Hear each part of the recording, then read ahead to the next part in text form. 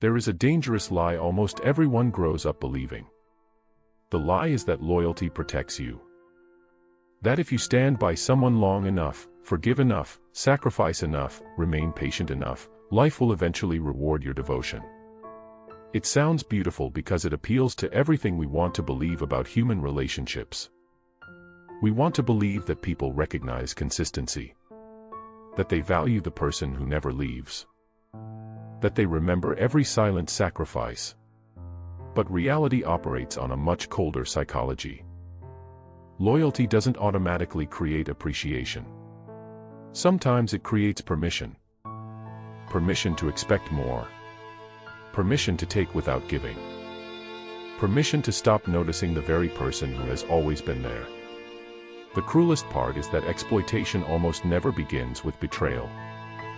It begins with comfort. The moment your loyalty becomes predictable, it slowly disappears from their awareness, and what once looked extraordinary starts feeling ordinary. That's when the exploitation quietly begins, long before anyone realizes it. The human mind has an extraordinary ability to adapt. It adapts to luxury, to comfort, to affection, and especially to reliability. Psychologists call it hedonic adaptation. What was once rare slowly becomes normal simply because it continues to exist. The first time someone stays beside you during hardship, it feels unforgettable. The 10th time, it feels expected. The 100th time, it barely registers. Your loyalty suffers from this exact psychological trap. Every sacrifice you repeat loses emotional value in the eyes of the person receiving it. Not because they consciously decide to disrespect you, but because familiarity quietly erases emotional intensity. The more consistently available you become, the less remarkable your presence feels. Ironically, the qualities that made you valuable are the very qualities that become invisible through repetition. This is why loyal people often experience a strange kind of loneliness even while surrounded by people they have supported for years. They cannot understand why their efforts feel increasingly unnoticed. They keep giving because they believe more loyalty will finally make someone appreciate them. Instead, every additional sacrifice reinforces a dangerous pattern. The relationship slowly reorganizes itself around your reliability. You become the stable foundation everyone depends on, yet foundations are rarely admired. People decorate the house. They compliment the windows. They celebrate the view. But nobody walks inside thinking about the concrete holding everything together beneath their feet. Something equally disturbing begins happening inside the loyal person. Their identity quietly fuses with usefulness. They stop asking whether they are loved and start asking whether they are still needed. Those questions sound similar, but psychologically they exist in completely different worlds. Being loved means your existence has value beyond your function. Being needed simply means you perform a role someone benefits from. The tragedy is that loyalty often blurs this distinction until usefulness feels identical to affection. As long as someone continues relying on you, it becomes easy to mistake dependency for emotional connection. That confusion changes your perception of warning signs. Small acts of disrespect become easier to excuse because leaving would threaten the identity you've built around loyalty. Every disappointment receives another explanation. They're stressed. They're overwhelmed. They didn't mean it. They're just going through something difficult.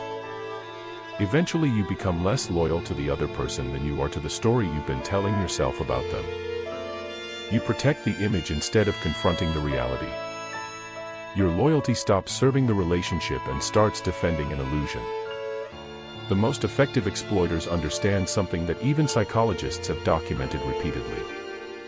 Intermittent rewards create stronger emotional attachment than constant rewards. A person who occasionally shows appreciation after long periods of neglect often becomes more psychologically addictive than someone who consistently treats you well. That single moment of warmth feels enormous because your mind compares it against weeks of emotional deprivation. You begin chasing those rare moments like evidence that your loyalty is finally being recognized. In reality, the inconsistency itself is strengthening your attachment. You aren't addicted to love. You're addicted to relief. This explains why some of the most loyal people remain attached to relationships that visibly drain them. Outsiders see the imbalance immediately. They wonder why someone would tolerate so much while receiving so little. But they cannot see the psychological conditioning taking place beneath the surface. Every unpredictable moment of kindness resets hope. Every apology temporarily repairs the emotional damage without changing the underlying pattern. Your brain remembers the possibility of appreciation more vividly than the reality of exploitation. Hope becomes stronger than observation. Over time, something even darker develops. Expectations shift without anyone announcing them. What used to earn gratitude now barely satisfies obligation. Yesterday's sacrifice becomes today's minimum requirement. The line keeps moving farther away until no amount of loyalty ever feels sufficient. You start giving more because you sense something slipping away, but the increased effort only raises expectations further. This creates an endless psychological treadmill where every step forward becomes the new starting point. Exhaustion becomes mistaken for commitment. Emotional depletion gets renamed devotion. There is another hidden reason loyalty gets exploited. Loyal people often reveal their limits far too late. They endure discomfort quietly because they believe endurance proves character. They assume love should require tolerance. They fear that expressing frustration might appear selfish after investing so much into someone else's happiness. Ironically, silence becomes the greatest teacher. Every unspoken boundary educates the other person about how much they can take without consequences. People don't always exploit because they're calculating. Sometimes they exploit because your silence has convinced them there is no limit. The psychology of scarcity makes this even more painful. Humans instinctively value what appears limited. This doesn't only apply to money or possessions. It applies to attention, emotional energy, time, and presence. Loyalty often removes every sense of scarcity. You become permanently available, permanently forgiving, permanently understanding. Your emotional availability feels infinite. The mind gradually discounts what seems impossible to lose. This isn't because people consciously decide your loyalty lacks value. It's because the brain naturally assigns greater importance to what feels uncertain than to what feels guaranteed. Notice how rarely people worry about losing something they believe will always be there. Anxiety appears where uncertainty exists. Appreciation often follows the same pattern. If your loyalty convinces someone that you will tolerate almost anything, they stop experiencing the psychological urgency that creates gratitude. They assume tomorrow will look exactly like today. Every sacrifice you make simply blends into the background noise of everyday life. You become emotionally permanent, and permanence often fades into invisibility. Perhaps the most heartbreaking realization arrives much later. You discover that your loyalty wasn't exploited all at once. It happened through thousands of tiny moments that seemed harmless individually. One dismissed feeling. One canceled promise. One forgotten effort. One expectation that quietly replaced gratitude. None of these moments looked serious enough to end a relationship. But together they formed a pattern that slowly taught everyone around you exactly how little recognition your loyalty required to keep existing. Exploitation rarely announces itself with dramatic betrayal. It accumulates through repetition until disrespect feels normal. This gradual process explains why loyal people often struggle to identify the exact moment everything changed. They search their memories for one catastrophic event, but there isn't one. Instead, they find hundreds of ordinary moments that seemed insignificant at the time. Looking backward, those moments connect like pieces of a puzzle that was impossible to recognize while living through it. Exploitation hides inside normality. It disguises itself as routine until routine becomes emotional neglect. There is also a painful imbalance between memory and expectation. Loyal people remember promises. They remember birthdays, hardships, fears, ambitions, conversations, and tiny details because emotional investment strengthens memory. They assume the other person remembers with equal intensity. But memory itself reflects attention. If someone invests less emotionally, they naturally retain less emotional weight. The loyal person interprets this difference as forgetfulness. In reality, it often reveals unequal investment that has existed for much longer than anyone wanted to admit. Eventually something inside begins breaking that cannot easily be repaired. It isn't trust. People often think exploitation destroys trust, but trust can be rebuilt. What exploitation truly damages is your relationship with your own instincts. You begin questioning why you ignored discomfort for so long. Why every excuse sounded convincing. Why every warning felt easier to dismiss than to confront. The betrayal becomes internal. You lose confidence in your own judgment because your loyalty repeatedly overruled your perception. Every red flag had been visible. Loyalty simply convinced you to repaint them another color. This creates one of the deepest psychological wounds a person can experience. You stop fearing dishonest people and start fearing your own inability to recognize them. Future relationships become haunted by old patterns because the greatest source of anxiety is no longer betrayal itself. It's the possibility that you could once again mistake exploitation for commitment.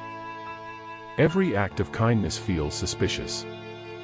Every promise becomes difficult to believe. Not because humanity changed, but because your perception of certainty collapsed. And yet, the deepest irony remains almost impossible to accept. The people who exploit loyalty rarely describe themselves as exploiters. Most genuinely believe the relationship simply evolved naturally. They became accustomed to receiving because receiving became normal. They adjusted to your sacrifices the same way people adjust to electricity, clean water, or sunlight.